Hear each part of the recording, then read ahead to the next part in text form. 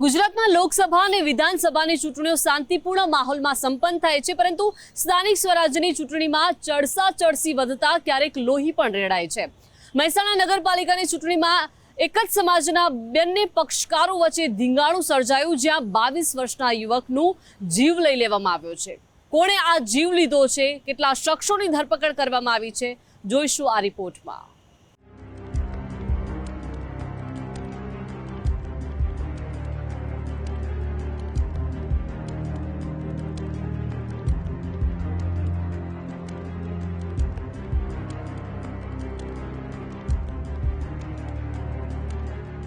લોકશાહીના પર્વ ચૂંટણીમાં સત્તાનો નશો માથે ચડે ત્યારે રાજકીય હરીફાઈ લોહિયાળ જંગમાં ફેરવાઈ જાય છે।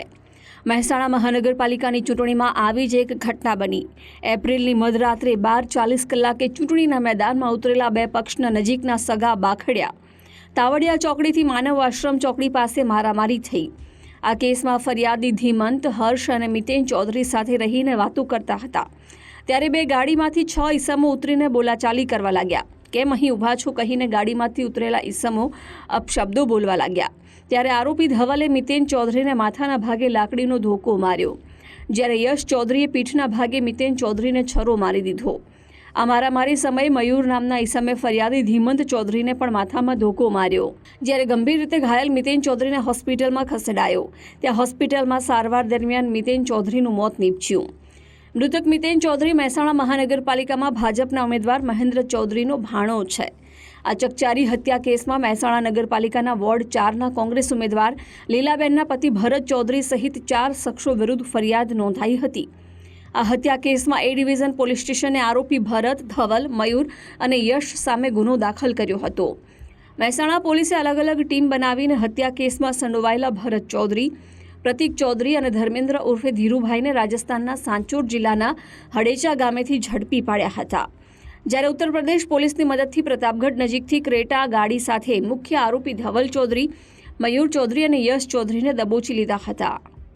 રાજસ્થાનના સાંચોર જિલ્લાના હડેચા ગામે જે ભરત માધુભાઈ ચૌધરી છે એ ત્યાંથી મળી આવેલ ભરતની સાથે પ્રતિકકુમાર ભરતભાઈ માધુભાઈ ચૌધરી તથા ધર્મેન્દ્ર કુમાર ઉર્ફે ધીરુભાઈ ફૂલજીભાઈ ચૌધરી રહે દેલા, આ પણ એની સાથે આ જ જગ્યાએથી મળી આવેલા, જે અને મદદગારીમાં પણ સામેલ હતા।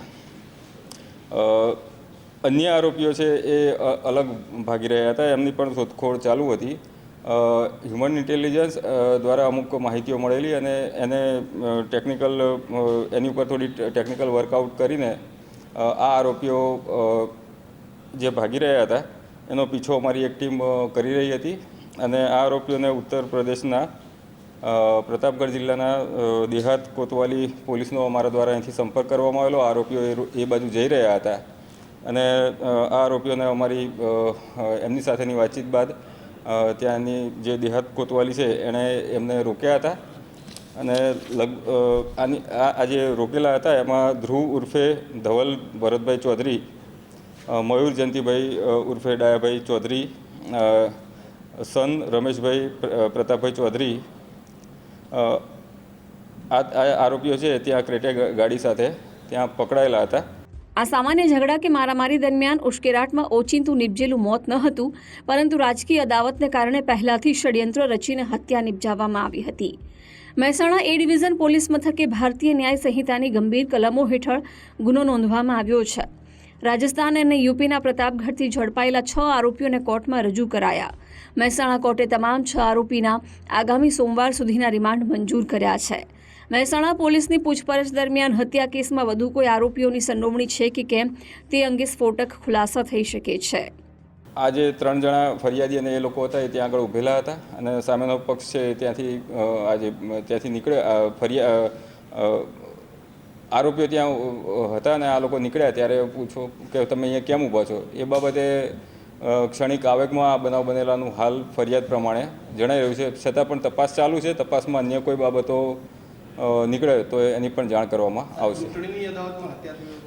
ચૂંટણીની અદાવતમાં હત્યા એટલા માટે એક પક્ષ છે, આમાં જે આરોપી છે એના પત્ની ચૂંટણી લડી રહ્યા હતા, સામા પક્ષે જે ભોગ બનનાર છે તેના મામા ચૂંટણી લડી રહ્યા હતા, એટલે એ એંગલની પણ અમે તપાસ કરી રહ્યા છીએ.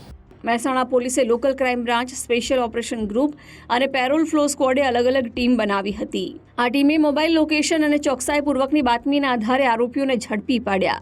રાજકીય અદાવત અને સત્તાની લાલચે ખેલાયેલા ખૂની ખેલમાં એક પરિવારે આશાસ્પદ યુવાનો ગુમાવ્યા તો ઝડપાયેલા 6 ઈસમો સામે પણ કાયદાનો ગાળિયો કસાઈ શકે છે.